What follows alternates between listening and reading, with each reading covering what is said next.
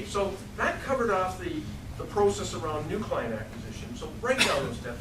And then once you've got them in place, what's your contact management system look like? In other words, once you've got them as a client, what do you do to continue to enhance that relationship and build that rapport with those clients? And I think there are 4 steps here.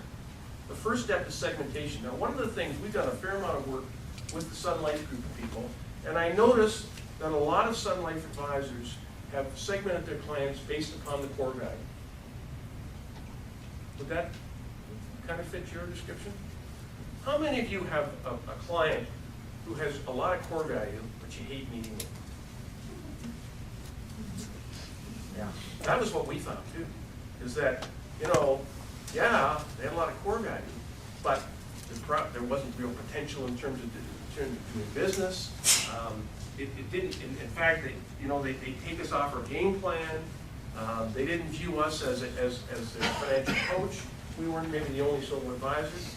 And so those people sometimes can cost you a lot of time. So I'm going to talk to you a little bit about what criteria I like to see you use in terms of segmenting your clients. But before I do that, one of the things I think is really important is that you get a really clear picture of who your ideal client is.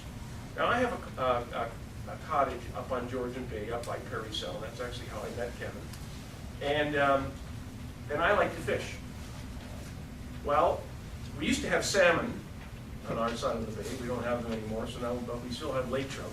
And so when I fish for lake trout, I mean, that's my ideal client fish that I'm looking for, I have to downrig. I have to go down. I have a strategy. If I'm fishing for bass, I don't use my downriggers. So, when you're clear about what you're fishing for, what your ideal client looks like, that helps to determine the strategies around, okay, I know what my ideal client looks like. Now, where am I going to meet those ideal clients? So the very first step is to get really clear about your ideal client as you're growing your business. So with that client who said, I want to have half the families I currently have and the same level of assets, and by the way, his asset was about $200 million under admin. Okay? He also had in there a plan to add about 10 new clients a year that were ideal clients. So he has a really clear vision about who he's trying to add and what his strategy is, what his on-purpose strategy is.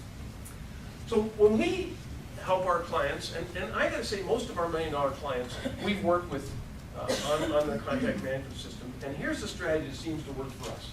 Revenue or core value is a component. Assets might be a component. Potential is a key. Potential for new business. Energy. Do they bring you up to the day, or do they drag you down? A lousy meeting can just wreck your day and maybe the next day. Would they be prepared to refer me to people? Some people really get engaged in providing introductions to their advisors. Are they coachable? Am I the sole advisor? Or am I in a beauty contest with 3 other advisors? So what we like to do is set up a little matrix and help, and then everyone gives a point rating based upon each one. And that's how we determine who are our platinum clients, who are our gold clients, who are our silver clients. So once you've got the segmentation done, then what the folks would do is they determine what the relationship management strategies are. And that would be face-to-face meetings is obviously the key. I mean, that's the best. But then, what else might you do? Well, certainly a plan for your best clients. Would there be phone calls in between? Do you have a newsletter program? Special cards? Recognition of life events? Client appreciation? Gifts? And there's a whole series of other things that one could be doing to build a relationship management strategy. So that your best clients, obviously, you're getting the best relationship, and your lowest clients, your zinc clients, if you will, may not even get a call, or they might get a card, or that might be it. But you build that relationship management strategy. And then here's the key. For your best clients, you make sure that you spend some extra amount of time building relationship with them and understanding their form. What does that stand for? What's going on in their family? What's going on in their occupation? What's going on in their recreational interests? And what's going on in their money? Most advisors focus on the M, the money. But when you understand the other 3 components, wow, does that become a powerful connection to the client. And of course, they realize it.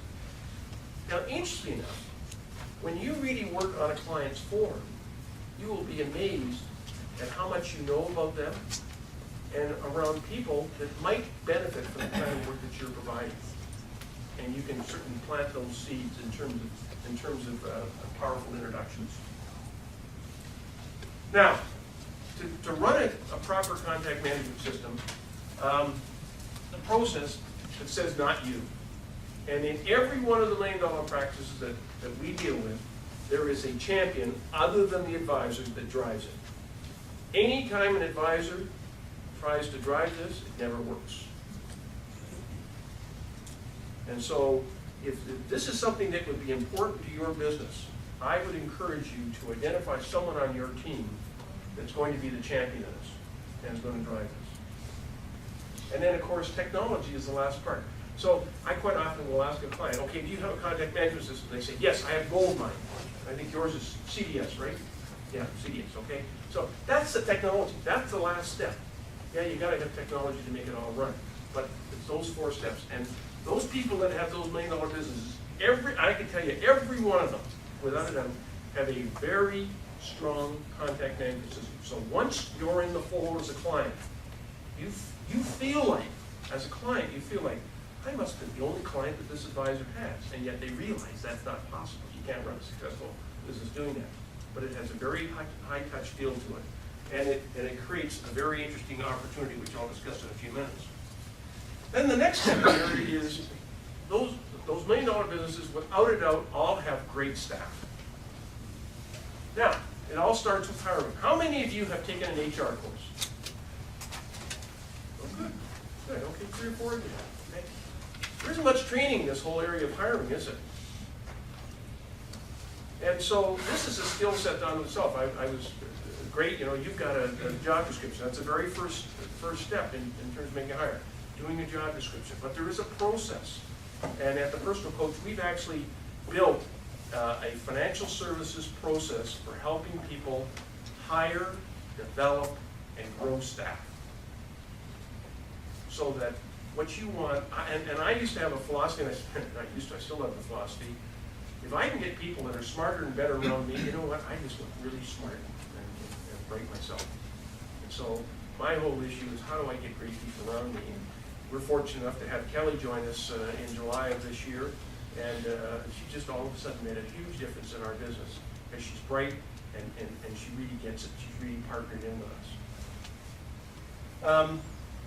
Having a developmental program for your people, having a compensation package. And here's a mistake that I do see people make. Sometimes they want to put a variable component into a staff's package. Now, what I mean by that is, well, look at if we make so much commission or revenue or whatever the case may be, we'll pay you a $10 bonus. Look, if they were built where they wanted incentive income, they'd certainly like to receive it over and above. But if they were built that way, they'd have your job. You're in the incentive business. Good staff want guarantees. They're more for, they'd rather have a bird in hand versus 3 in the bush, whereas we're kind of 3 in the bush versus 1 in hand. Right? Okay? So making sure that the compensation package lines up. And then having strong communication fun, and then you being a leader. Not managing people, but leading them.